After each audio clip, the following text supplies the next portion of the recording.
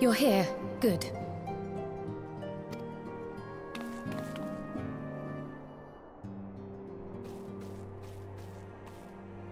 So, how are they? Still locked in slumber, but otherwise in good physical health.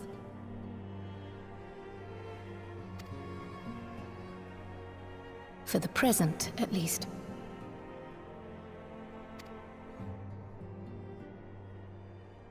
For the present? Oh no, is something wrong with them? I'm afraid there may be. I summoned you after detecting faint signs of instability in Thancred's corporeal ether. But subsequent examination suggested all 5 might be affected. And when I examined them just now, my fears were confirmed.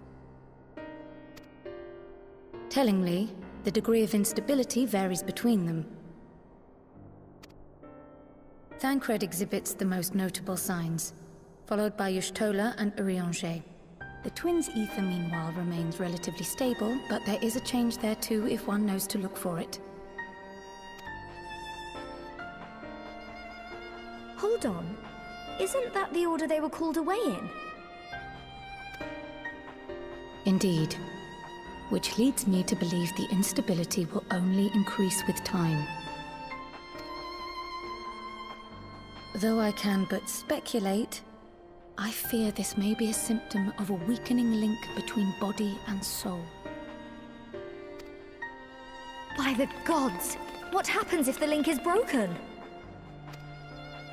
I cannot say for certain. This is all unknown territory to us. Yet whatever happens, it cannot be good.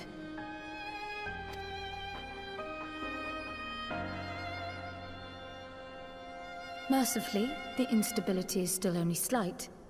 And you may rest assured, Master Matoya and I will do everything in our power to keep it from worsening. Be that as it may, it is imperative that you find a way to restore our friends' souls to their bodies.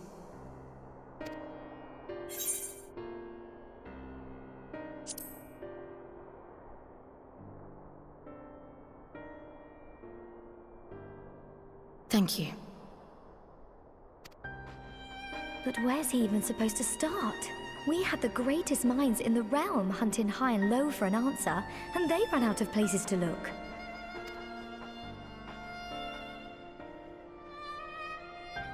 You stated in your report that the Exarch had originally intended to reverse the summoning process by means of his own death, correct?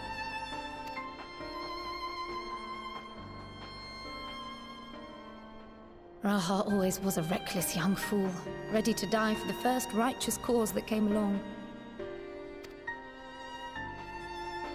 His plan might well have worked, but I for one am glad he never had the opportunity to see it through. Even if it does mean our friends must remain stranded a while longer. There is another way, I am sure of it. And the key lies with him, with the Exarch. Pray return to the First and apprise him and the others of the situation. We, meanwhile, will do what we can from here. And, if the fates are kind, we will have good news to share upon your return.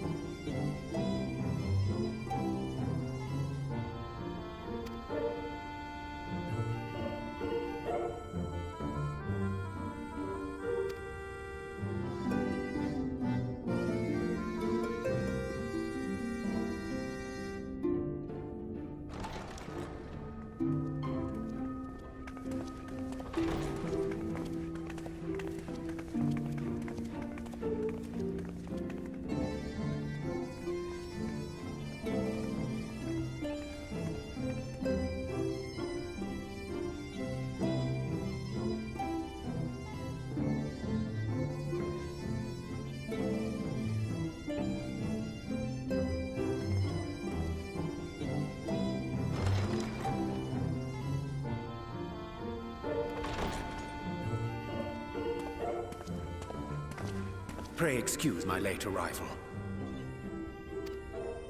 Will Thancred and Reen not be joining us? Nay, milady. With apologies to all, they beg leave to pursue their investigation of the empty to its conclusion. Should matters here demand their presence, however, they did assure me that they would make themselves available. Yes, of course. Then let us proceed.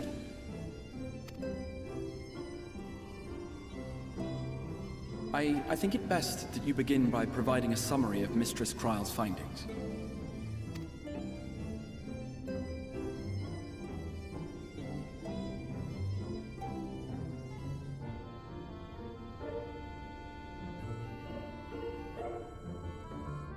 I suppose it was only to be expected that some change would occur.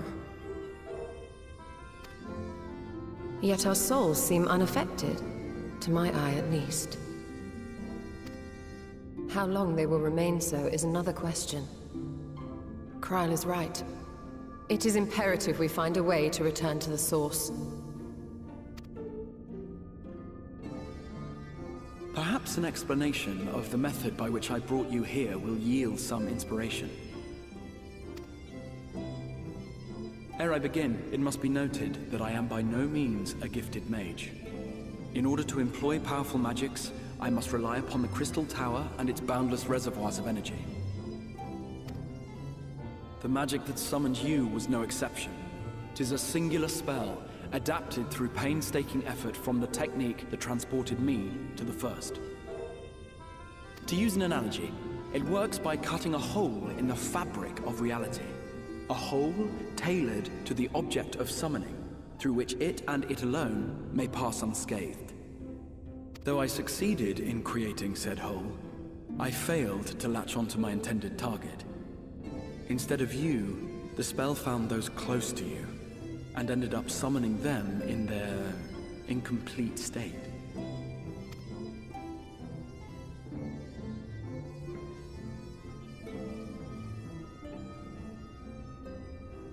I would not soon throw my life away, not after the lengths you and yours went to save it.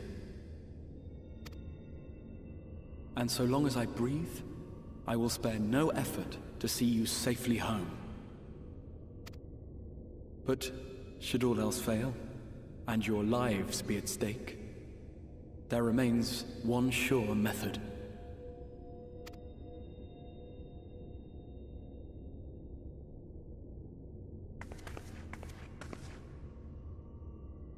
Oh! What was that for? How can you even entertain such thoughts? You owe your life to the Warrior of Light, and you don't get to die unless he says so.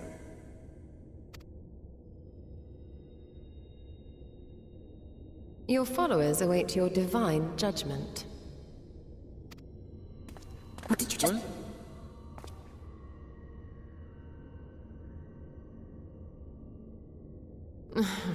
If the two of you have finished, perhaps we could return to our discussion? Rather than dwelling upon the multiple failed attempts at transference, I think it would behoove us to focus on the solitary success.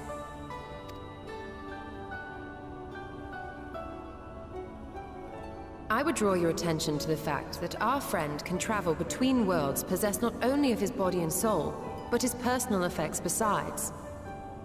This is no different from the teleportation magics to which we are all accustomed. Magics that allow for the transportation of those inanimate objects one considers to be an extension of oneself. Are you suggesting that simply by considering us his possessions, he could carry our souls back to the source upon his person? Well, it would be nice if things were that simple for a change. But vague notions of ownership seem a rather tenuous thing to stake our lives on. So much as a moment of doubt on his part, and we'd be left floating in the rift. Milady hath the right of it. The requisite fixity of belief would be too much to ask even of our friend. Yet, were we to immure our souls within an object in his possession, mayhap then our safe passage could be assured. White Auracite would, I believe, serve as a suitable vessel for this purpose. It was conceived to imprison the massy soul of an Ascian, and should house one of ours with relative ease. We would need only to ensure our soul's safe preservation inside the stone, and identify a means by which they might be transferred back unto our vacant bodies. Soul preservation and transference. I believe I know of someone who may be able to assist us. On the far shore of the source, there stands a great palace built by the elves. It was forsaken in the wake of the flood, but a certain Numo chose to make their home there soon after. Though they have long lived as a recluse, they once occupied a place of honor in Verbert's royal court, and it is said that none in all of Norvrand is more knowledgeable than they on matters of the soul. Well, I've no objection to seeking a helping hand, but if they've gone to such lengths to hide themselves away from the world, what makes you think they'd be willing to lend us one?